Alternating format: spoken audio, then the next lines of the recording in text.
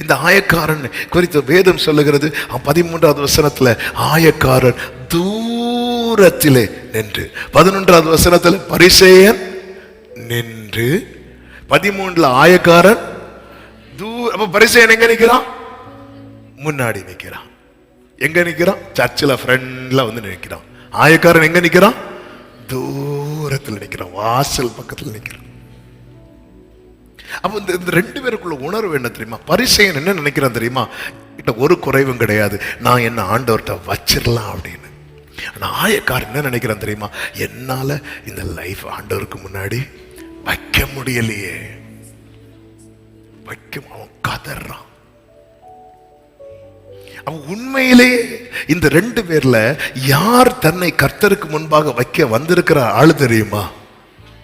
ஆயக்காரன். இவன் முன்னாடி வர வந்தது கர்த்தருக்கு முன்னாக தன்னை வைப்பதற்கல்ல, மற்ற மனுஷருக்கு முன்னாக தன்னை வைத்து நான் தான் எல்லார விட. இந்த இந்த இந்த இந்த எண்ணம் நமக்குள்ள வந்துடவே கூடாது.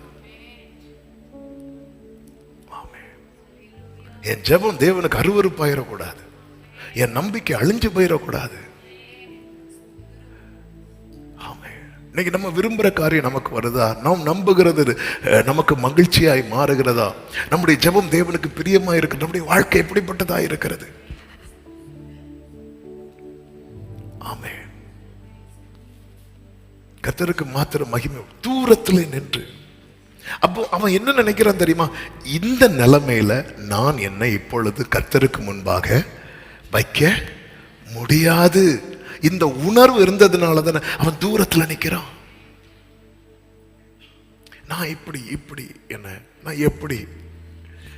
ஹல்லேலூயா. இந்த ஆராதனை ஆரம்பத்திலே நம்ம என்ன பாடணும்? உம் பீடத்தை சுற்றி சுற்றி நான் வருகிறேன் தெய்வமே,